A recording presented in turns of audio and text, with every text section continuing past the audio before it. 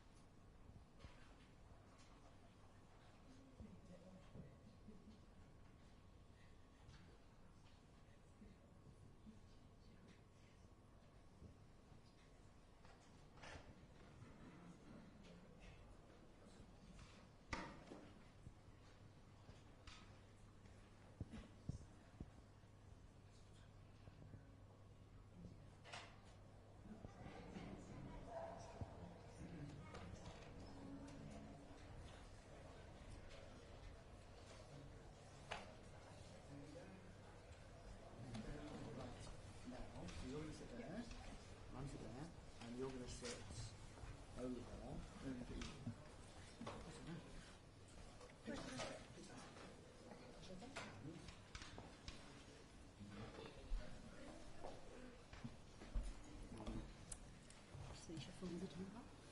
I don't have any. Take my coat off as well.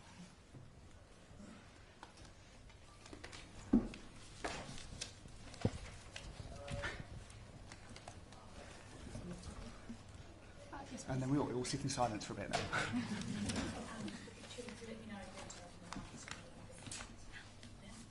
Yeah,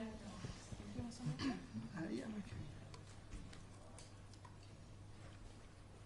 Good afternoon. Thank you very much for being here today. For those of you I haven't met, I'm Tulip Siddiq. I'm the MP for Hampstead and Kilburn, or as I'm commonly known now, the Nazanin MP. That's what I've come to be known as. I wanted to say thank you, first of all, to the Speaker's Office for hosting this press conference and for welcoming us to Parliament earlier on, and welcoming Nazanin, Richard and Gabriella to Parliament and hosting us in his room. I know that a lot of people have to be thanked for this campaign because it took 6 long years to bring Nazanin back. And I think Nazanin and Richard will both thank lots of people, but I just wanted to take a minute, if that's okay, to pay tribute to my constituents. My constituents here today are an ordinary family who were thrust into extraordinary circumstances, and they rose to the challenge. Richard is known for his relentless campaigning. Nazanin is known for her immense strength in the face of huge adversity, and little Gabriella, who's sitting in the front, is known to be a brave soul. It was a family who never lost hope. And that's why I'm so pleased to welcome them to their first press conference. The reason why they're here is because the Foreign Office and the FCDO officials worked really hard to bring them back. And I thank them for that. But I also want to say that I owe it to Nazanin to ask questions about why it took so long to bring Nazanin back and why the debt wasn't paid for so long, which we know was key to releasing Nazanin. So I've written to Tom Tugendhat, the chair of the Foreign Affairs Select Committee, to ask for a review into what happened in Nazanin's case. The 2 things I'll be asking the Foreign Affairs Select Committee to look at is, first of all, an incident that took place in 2013 when 3 Iranian officials came to Heathrow to negotiate the repayment of the historic debt that we owe Iran, or owed Iran. It's now been paid. They were arrested at Heathrow Airport and then detained in a UK detention centre. I spoke to Jack Straw yesterday, who said he never got to the bottom of why that happened, and Jack Straw said he firmly believes that saga contributed to important people in the Iranian regime wanting to take matters into their own hands and make sure there was more direct action for the repayment of the debt. The second thing I'll be asking the Foreign Affairs Select Committee to look at, if they accept the inquiry, is to look at why there was a deal made last year which then fell through and the money wasn't paid either. And I want to know why the deal fell through, why it took so long to pay the debt, and I also want to look at the wider issue of taking hostages, which Iran has done.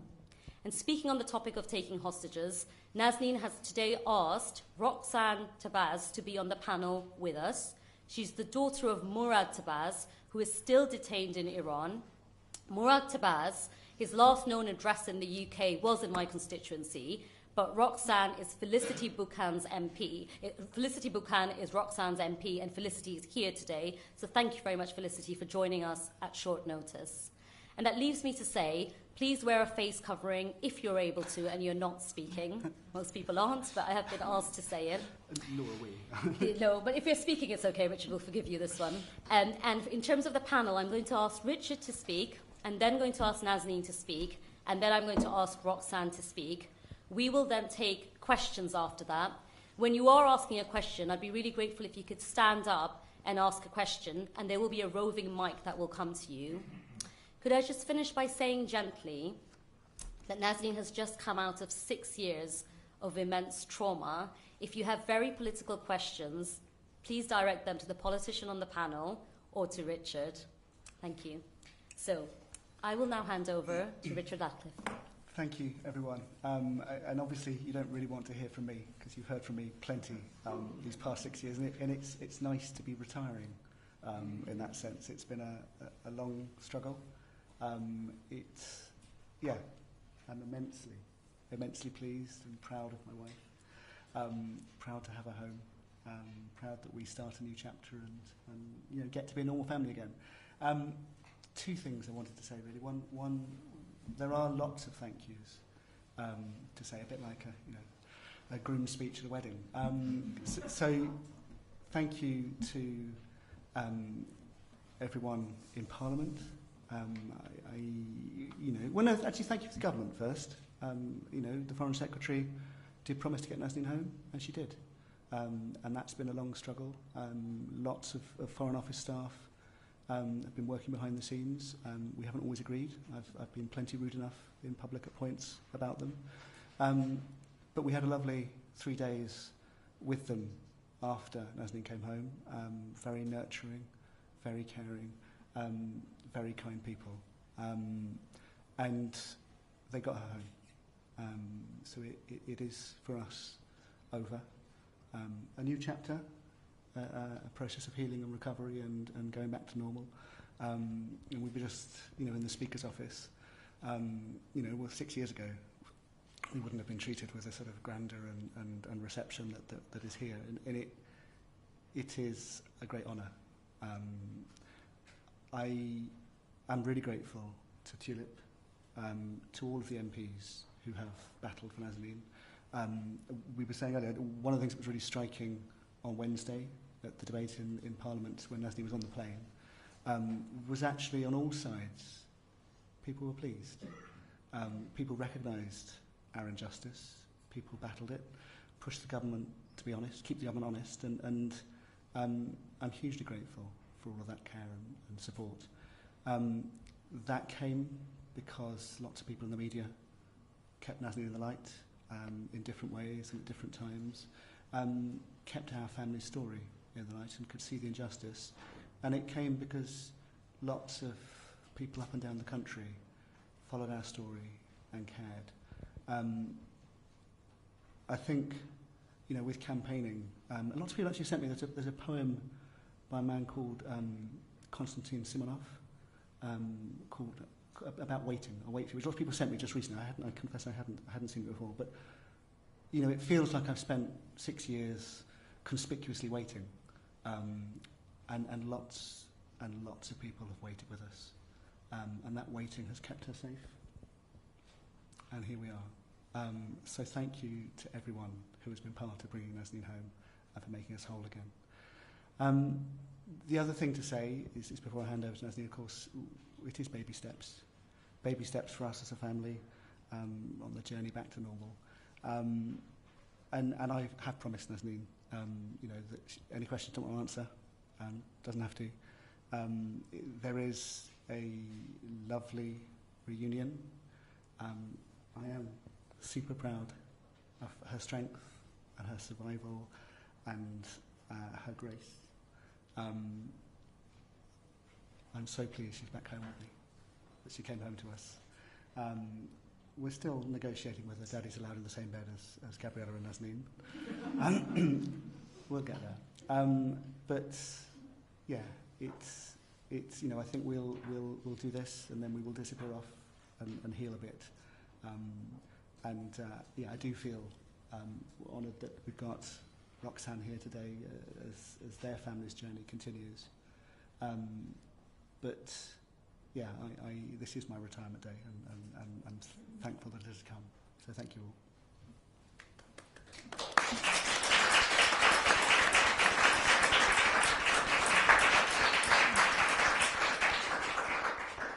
Thank you very much, Richard. And that leaves me to ask Nazanin Zaghari-Ratcliffe to speak. I would like to begin by saying that I am very grateful to whoever has been involving in getting us home, from politicians, media members, whoever has been trying very hard to get our voices heard. I'm grateful. I also want to begin with thanking, I will not be able to thank everybody, but I want to kind of categorize my family in the UK who have been really, really supportive, my family in Iran who wanted to be speaking up, but the situation in Iran is very difficult. You will be under so much pressure that you will not be able to speaking up for your own rights. So they were very much both scared to talk about it, but at the same time willing to do that. But thankfully, we had my amazing, wonderful husband to do the job while we were kind of worryingly and impatiently waiting in Iran to see what's going to happen next. I want to thank all my friends as well in Iran who supported me over the past 2 years, and I was under house arrest. And when I came out of the tag, to entertain me and keep me upbeat. I also want to thank all the medical team in Iran who have been looking after me. It was an amazing experience to see people who knew me through media, just to be looking after me when I was under house arrest and when I came out of it, just to give me medical support and advice. I would like to thank the members of prisoners, the family members of prisoners in Iran, who I happen to be very, very close with, just like Roxanne's parents and family, who have been really supporting me all along this journey. I want to thank my amazing lawyer in Iran. He has been accompanying me to the court and fearlessly fighting for my release. There is very little lawyers in Iran can do with regards to human rights, but I think he has been just amazing throughout that journey.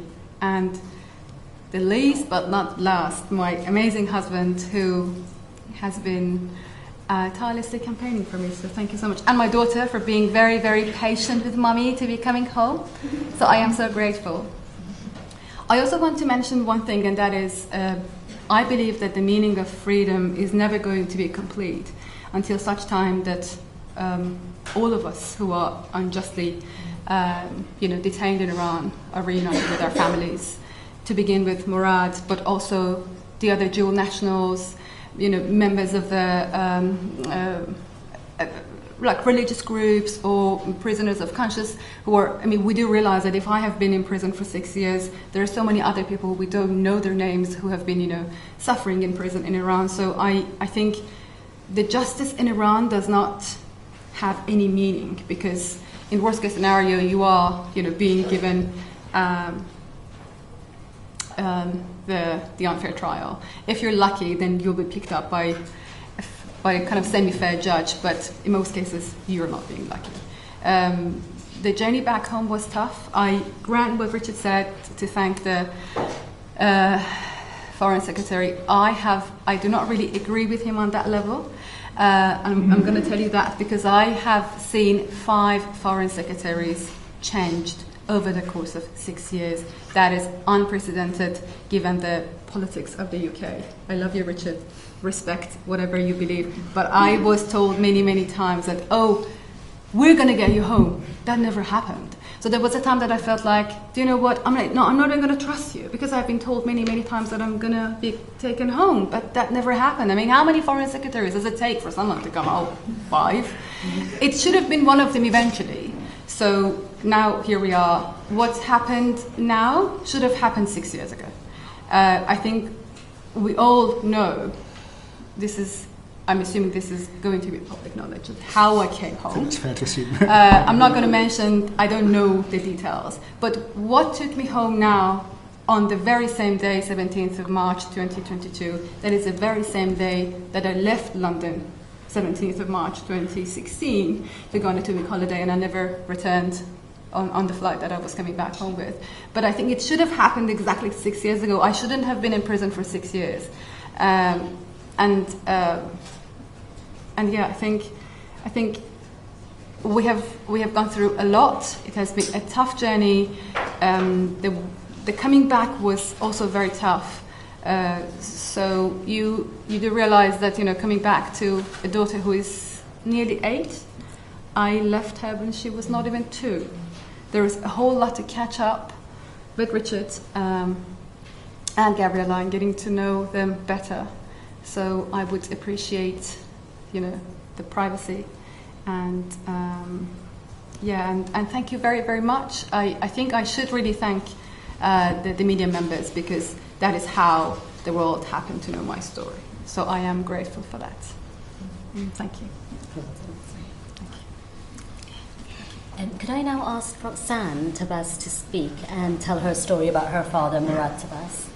Hi. Firstly, I'd like to thank the Ratcliffe family for giving me the platform to share our story. And I think it goes without saying that we're genuinely pleased for both of you, for your extended family, and we hope to share a similar experience in the very near future.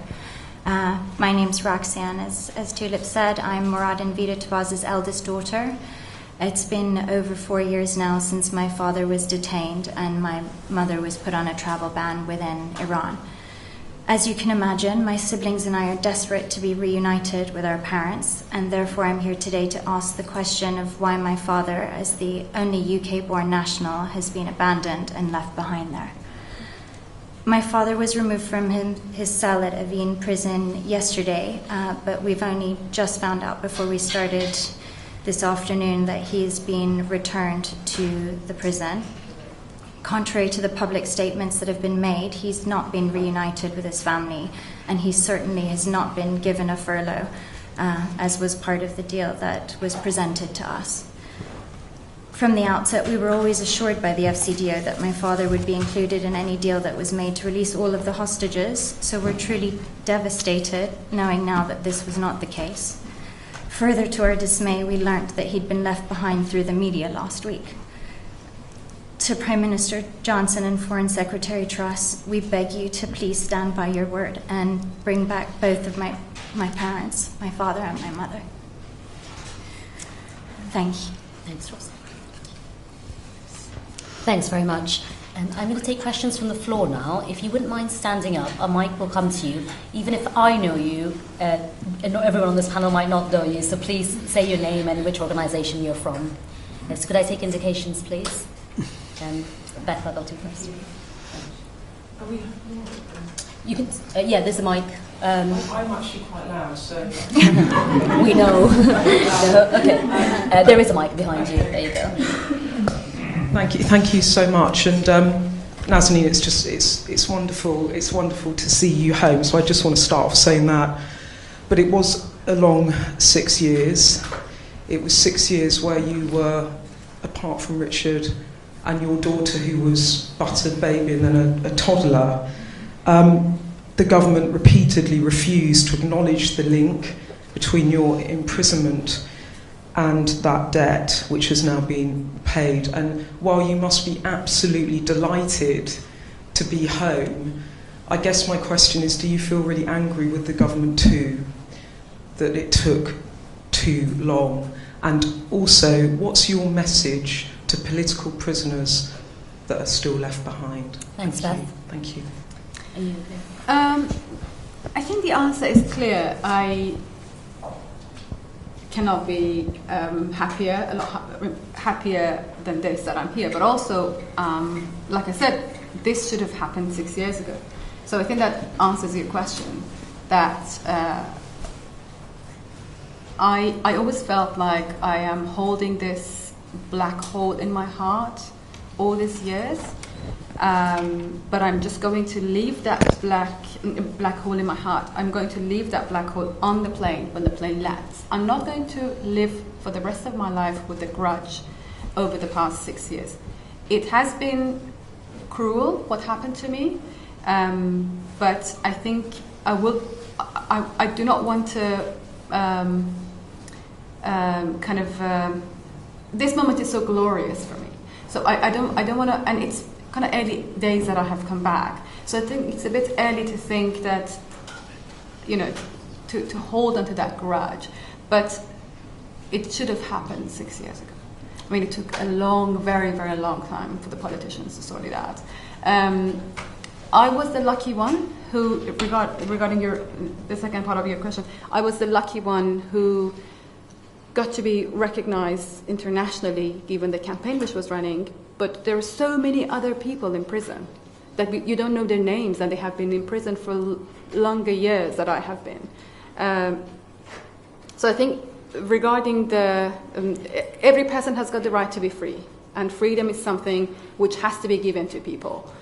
And I think the world should unite together to make sure that there is no one held either hostage or in prison for something they haven't done.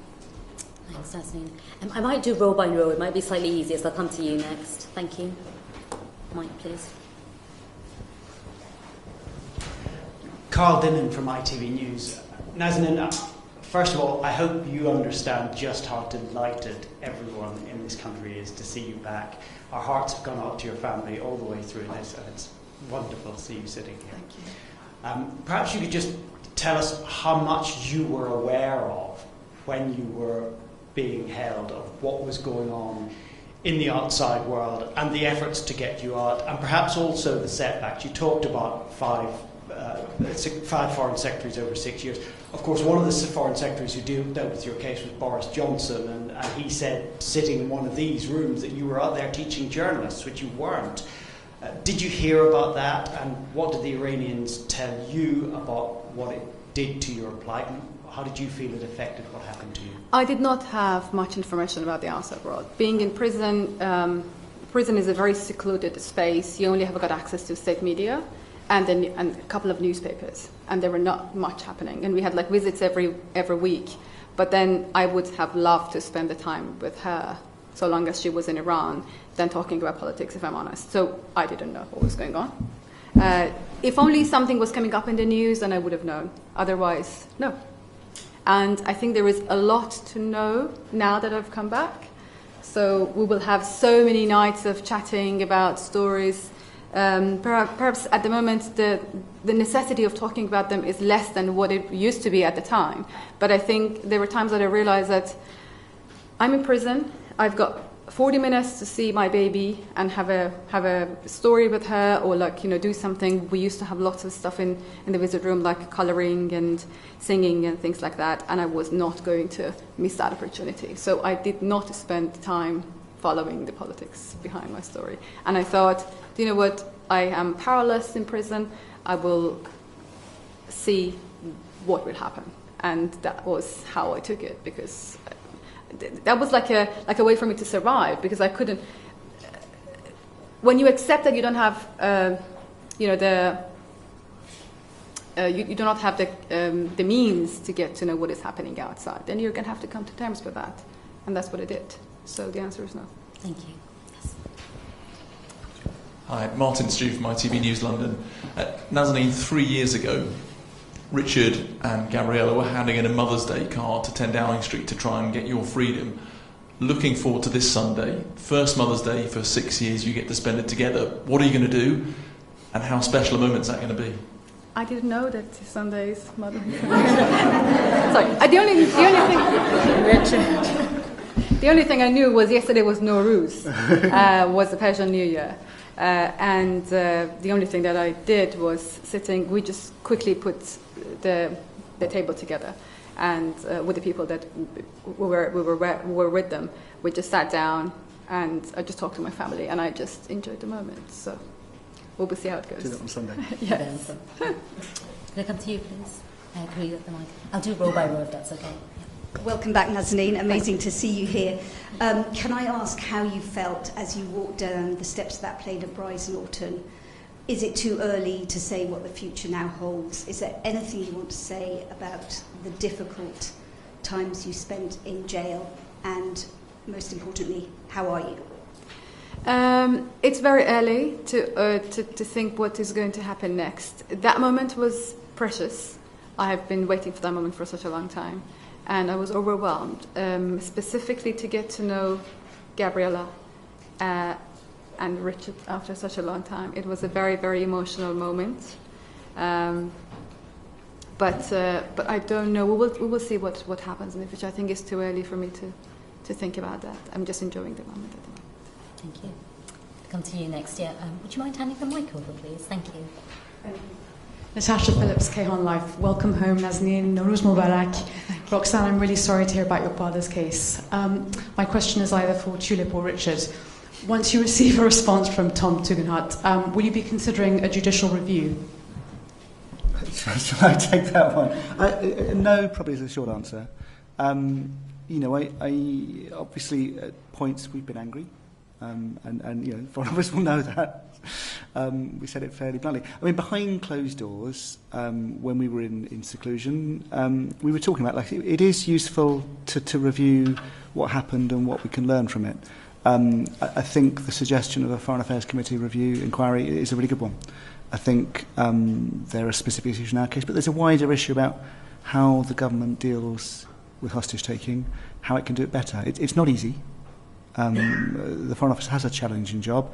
Iran is tricksy, and you know, everything that's happened to Roxanne's dad in the past 48 hours demonstrates that. I think it would be really valuable for Parliament to take up that challenge and to talk it through. I think that's best done, through Parliament rather than sort of angry lawyers and you know, everyone having to sort of cover themselves. But I mean, as Nazanin said, it's early days. I don't think. I mean, I feel I am retiring from campaigning rather than going into a let's lobby the Foreign Affairs Committee kind of a stage. But I think there's an important point there. Just leaving it to me, Richard. I see. Could you pass the mic on? Thank you. Do you want to? Yes, please. My name's Patrick Winter from The Guardian. I just wanted to know whether this might be black hole territory you don't want to talk about, but which I understand, but could you describe what solitary confinement is like, what effect it had on you? I would not be comfortable answering your question. I'm sorry, Patrick. Can I then ask you another question? If you're very quick. Is, on the issue of the debt, is that what you felt held back your release? Failure to pay the debt? Yeah. And then why do you think it wasn't paid? Sorry, it's one question. I don't know, but I was told early on that there is something they want off the Brits, and they're not going to let me go until such time that they get that, and they were correct about it. So I didn't know the details at the time, but I think it was the week 2 or week 3 that I was arrested, like 6 years ago, that they told me, we want something off the Brits, we will not let you go until such time that we get it. And they did keep their promise. That's right. Thank you. Hi Nazanin, it's Catherine Philp from The Times. It's amazing to see you. It's quite overwhelming actually. And you seem so well. I think it's easy to forget some of the horrible cruelty that you've been subjected to. And I wanted to ask you about, I know you've had some advice from Terry Waite about how to emerge from this trauma that you've been through, and I just wondered if there was any of his advice that you could tell us that you've drawn some comfort from.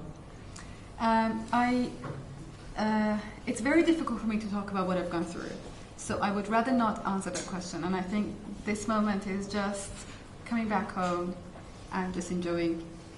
It will always haunt me. There is no other way around it. It will be with me. I mean, Terry Waite is a good example. It is never going to leave you alone. But I think at the moment I would rather just focus on the moment of coming back home. Sorry, Catherine. That's absolutely fine. Can I just then ask you, have you tidied the flat yet? I don't know. Haven't been to the flat yet. We haven't gone back to the flat yet. Brace yourself. Thank you. Is there anyone in the third row? Yeah, could I come to you, please? Sorry. It's for you. So, and then we'll come to this bit. Hi Nazanin, just wanted to say welcome home. We're just so pleased to have you here. My name is Lynn Rusk. I just wanted to ask, I suppose, was there a specific memory of home, of your daughter Richard? What was it, do you think, that really helped you survive through this time? What is it that you're most excited to be back for? My memory faded as the time went by, but the most visible memory was Gabriella playing and Richard getting me a cup of penalty at the time, because I was breastfeeding, so I was having penalty. But that was the most vivid memory that I would have. But then it then again faded gradually, so I had very vague memory of that. We still haven't picked up because we haven't been to the flat, so we're looking forward to that. Thank you. Yeah. Stephen Castle from the New York Times. Nazanin, I just wonder, did you always manage to keep your faith and your confidence that you would be released? And if so, how did you manage to keep that strength? And to Richard, please, I think right at the beginning of this you were encouraged to keep very quiet and not to rock the boat and to sort of keep your mouth shut. Do you think that if you'd done so, we would now have the result that we have? And what would be your advice to other people in regrettably similar situations? Richard, why don't I come to you first? Yeah, it's a good question. I think, and it's a question that all, as families, we all struggle with. 6 years on, I don't think I know what the best solution is, if I'm honest. I think it felt right. I mean, we waited for a month, actually. We didn't go public day one. And then we went loud, and we went consistently loud. And I always used to beat myself up as to what we could do to get it over the line. What was gonna, it wasn't just simple outrage. There was more going on. And our story, your dad's story, you never know what you don't know. I think my advice to any family is to follow your gut and to be authentic about it. My gut told me that this was outrageous and crazy, and there must be something else going on, and to speak out about it. It didn't tell me to do it on day one. Day one I was bewildered. But once I did. And it was tough for Nazanin's father, because his gut told him not to stir up a hornet's nest. And he didn't feel that it was particularly sensible of his son-in-law to stir that up. Well, it's not like we got her out in 6 weeks. We got her out in 6 years. I am eternally grateful to everyone involved in getting her out, some of whom are in this room, because our life can start again. There were bumps along the way. It might have happened differently. It happened this way for us. I hope it happens soon for Roxanne's dad. Thank you. Could I go to... Yes, please. Yeah.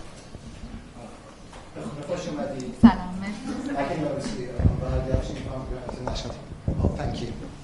This is a question I'm asking Richard regarding this. As you know, there are other dual nationals detained in Iran, like Murad. Will you really want to retire from campaigning and speaking out for others? Or are you going to carry on campaigning for them? I mean, the short answer is Nazanin wants to come home to a husband and to normal life, not a professional campaigner. And I think, it's every family battles in their own way. We all are part of a club that no one wants to belong to. And we do all care for each other and behind the scenes all help each other imperfectly, like all things in life. And I think, for me, we'll see what happens if there is sort of an inquiry, if there is... there were various things we were in the middle of with campaigning that, we might finish off and carry on, things like Magnitsky sanctions, that are a collective effort that will probably calm down a bit our involvement, but won't disappear. But no, my job is to recover and for us to be a normal family again. It's not to be sitting here in front of you guys for years to come. Thank you. Could I go to the lady? Yeah, please. Hi, it's Tessa from 5 News. It's wonderful to see you home, and wonderful to see Richard with such a big smile on his face as well, because we've all seen him in different circumstances. I wonder if I could ask you, did you know that Richard had it in him to campaign and to be so unswervingly dedicated? And did you learn much about yourself while you're away too? And second question, there's a wonderful photograph of you when you get home and you're holding Gabriella and your head is on Richard's shoulder. And I wonder if you could tell me how you felt when that photo was taken.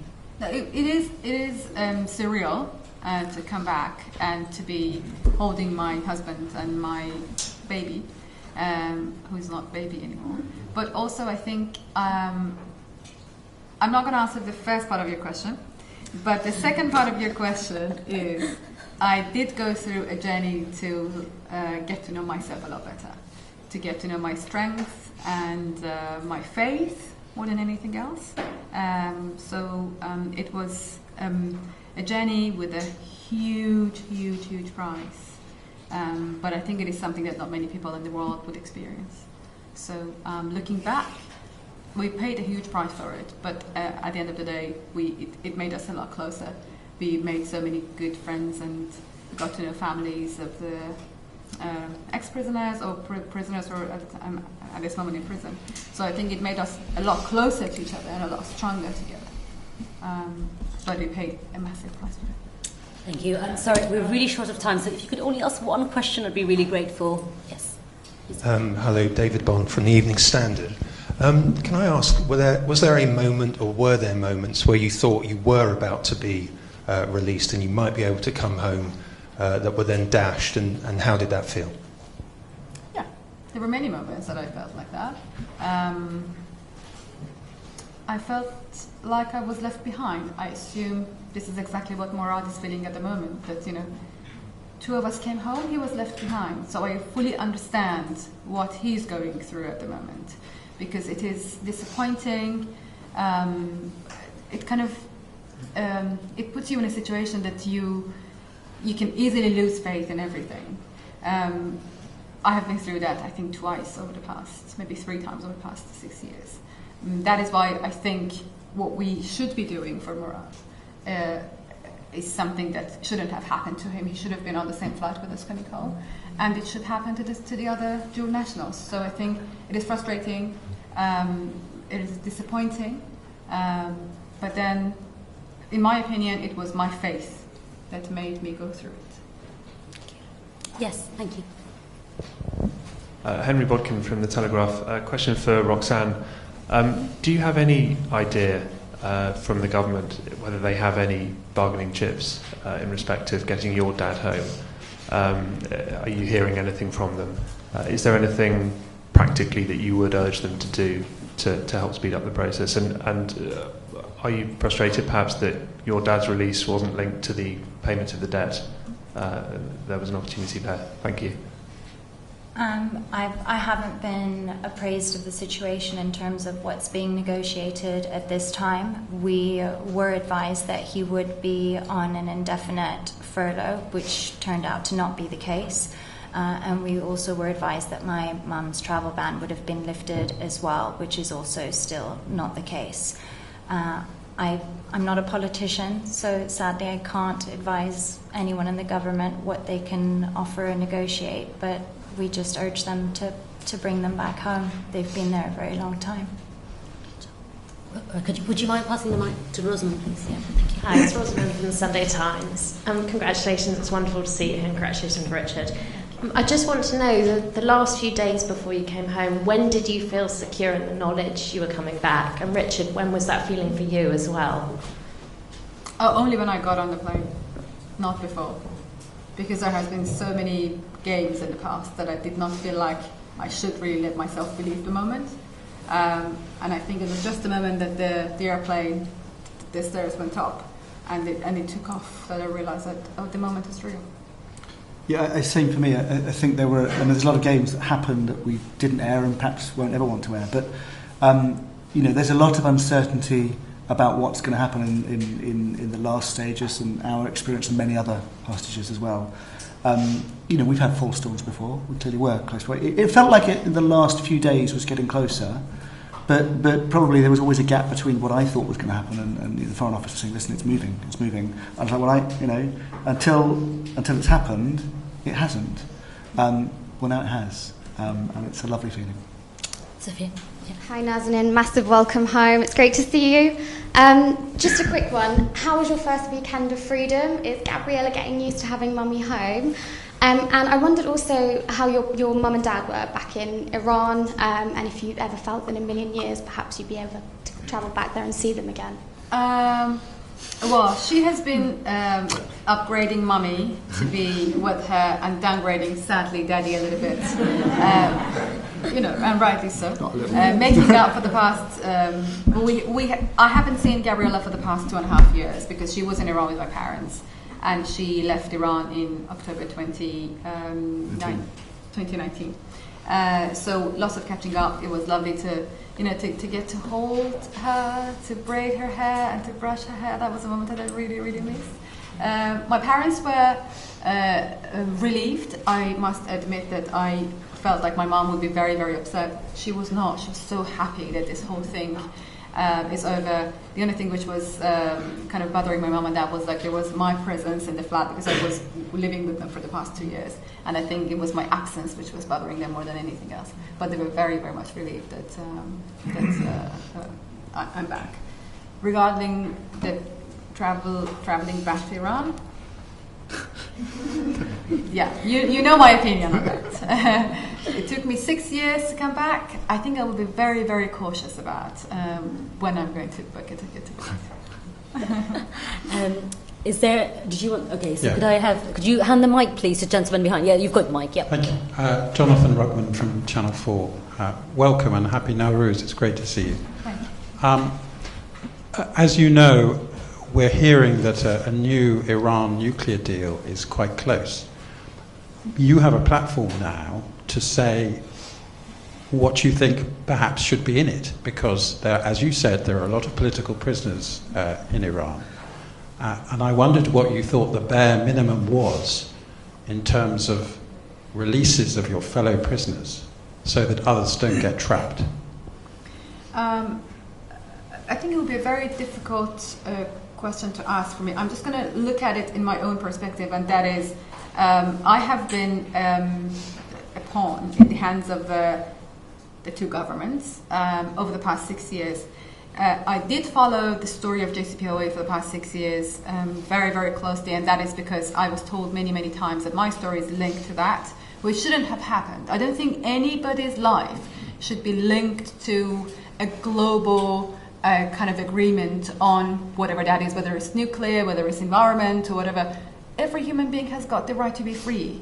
And what really upset me all these years is my life was linked to something which has got nothing to do with me. And we went through ups and downs of, the countries getting very close to each other and then falling apart, and then there is a war, and there is a... Why do we have to pay a price for that? I think the remaining dual nationals in Iran, their story should not be linked to any political / international agreement. Human rights should not be something that people would look into as a side,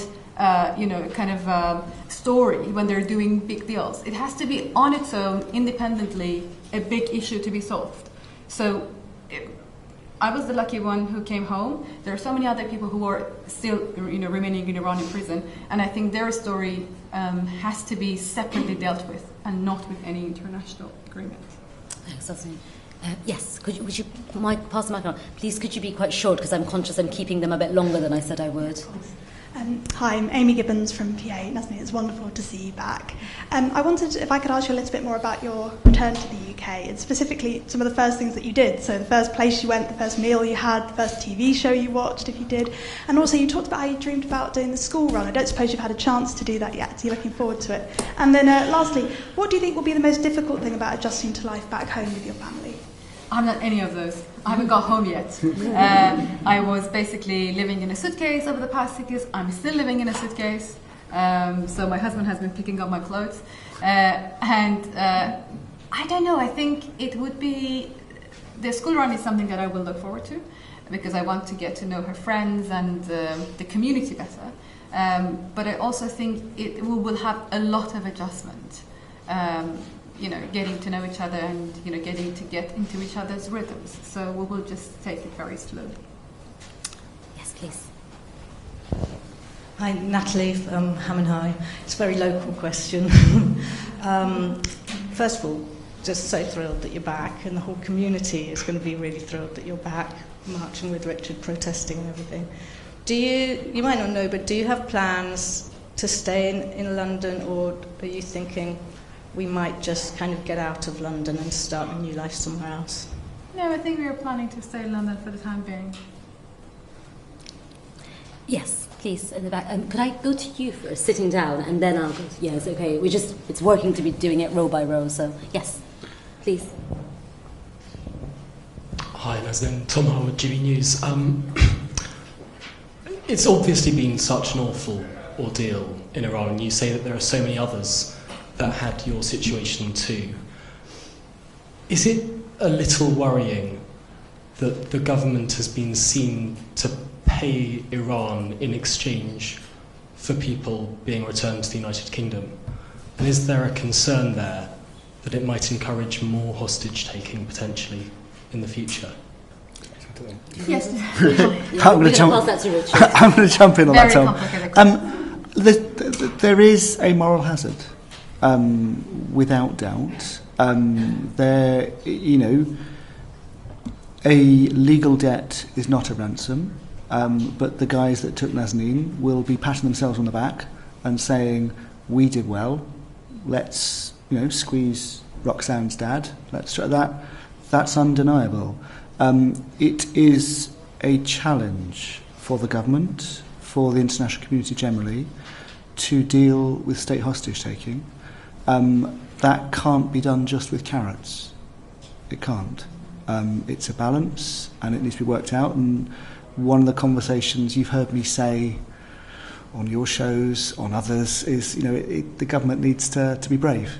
And being brave also means being tough. That's not a conversation to have right now, but I think in fairness, the Foreign Affairs Committee review, should they choose to do one, giving them a mandate where they haven't actually said they're going to do one, I think that'd be a really valuable way of exploring it, because there are no easy answers to this, and you know, my view has had a lot of mileage. Not everyone agrees, and actually, you know, how does one deal with tricky policy questions? It takes a village, just like getting Nazanin home. So I think it's worthwhile having that conversation in a brave and open and honest way, and we'll see where that takes us. Thank you. Okay, so I'm very conscious of time. I am keeping them from very long. Gentleman, the man who was very eager, and then there's 3 more journalists, and then that's it, please. Thank you. Theo Ashwood, LBC. Just a very short question to you, Nazanin. Were there any moments of kindness from those guarding your cell in prison, and how do you feel towards those who kept you captive? Yes, but I'm not going to answer that question. I'm so sorry. Sure. Right. Lady standing up, please. Yeah. Hi, Lucy Fisher from Times Radio. Welcome back, Nazanin. Thanks in part to Richard's remarkable campaigning, your face is really well known in the UK. And I wondered if you'd found so far that you're being recognised a lot in public, and also how you think you might cope with, frankly, your fame. Well, can I just answer that question? Gabriella told me on the phone one day, I was still in Iran, that, "Mummy, you do realize that you are very famous, and then it's me, and then it's Daddy." Okay, fine. And then I said, okay, you know, it's not good to be famous, because, you know, you want to have a normal life, and, you know, just to have a and she was like, "Oh, you're not going to be famous forever, maximum a week. So we're bracing ourselves for a week of fame, and then we're just going to have a normal family." Very good. And then there was 2 other journalists. We had, who was the next person? Yes, thank you. Hi there, thank you. Hannah Somerville from Iran Wire. My question is also for Nazanin. About the friendships that you developed in prison, just on those ones left behind, is there anyone you can name that you became particularly close to in Evin? And if so, do you have any message you'd like to convey to them now? Yes, I've got... There are people who came out of prison all the time that I was inside. That was in Iran under house arrest, and then the tag came off. I was still in Iran, so they thankfully came out of prison. But the conservationalists, if I'm correctly mentioning the name, the family of Murad. So Murad, Sepide, Nilofar, Sam Rajabi, and Human, and then there is Siamak. The male section, we do not have any contact with them, but we got to see their families, and we get to be very, very close with them. So, like I said, the meaning of freedom is not going to be complete until such day that they are all outside. And at the moment, I am with them in spirit, but I am not going to let the torch be down until the day that they are back home to their families. Thanks, Nazanin. And last question, please. Hi, Eleanor Langford from Politics Home. Ultimately, Liz Truss is the Foreign Secretary that got you back. Why do you think that she succeeded where her predecessors failed? And do you feel confident that she'll be able to get other dual nationals like Roxanne's father home? I think I would rather not answer any political questions. It is very difficult for me to... Yeah, Richard? Yeah. Yeah, I mean, it's a good question. I think a number of Liz Truss's predecessors were personally vested, tried hard, tried different things. I'm really grateful to the current Foreign Secretary that she got it over the line. And feeling a little bit guilty about giving her quite such a hard time when she took the job on and we camped on her door. But maybe that worked. And I think, I don't know if it's confidence, but absolute hope that she can get Roxanne's dad back, and the others. And I think we should be grateful to her for having done it. And let us hope that becomes a pillar of her foreign policy going forwards, that she keeps Brits safe and that she makes sure that, whether it's in Ukraine or Afghanistan, all the other places where people are vulnerable, that it is something the UK does. It looks out for people. Okay. Can I say thank you? Everyone's been very well behaved and it's worked very smoothly, but I'm just going to ask the panel if there's anything they want to say that they didn't get asked about. So, Roxanne, is there anything you'd like to say? No. Are you okay? All right. Richard? I in my long list of thank yous, did not mention any of the legal teams who did huge work for us. And some of whom are sitting in this room and have been very nice about the fact that I had to. But so, for all of the different legal teams, who did a good job of keeping the government honest. It's an important part of the conversation is what actually should a government do in this context? What should it be? I think, human rights often gets treated as some sort of nice, cosy rhetoric. It's really important, our rights. And, just for keeping us all safe. So we are deeply indebted for everyone that helped that happen. Can I say thank you? And could I just say thank you once again to the Speaker's Office, who works really hard. Sasha, Alice, and the whole of the Speaker's Office really worked hard, and my team as well. There's a lot of work that goes on behind the scenes in an MP's office, so Liam and everyone worked really hard. I would really ask if you wouldn't mind giving the family their privacy. They're going to go now. Roxanne and I are around if you want to ask any questions, but Richard and Nazli will be escorted out now. Thank you all very, very much. Oh, Gabriella, sorry, of course, and Gabriella. You're going. You're going with Mummy and Daddy. We're all going to go now. Sorry, I wasn't going to leave her behind. Thank you. Thank you. Oh, you could...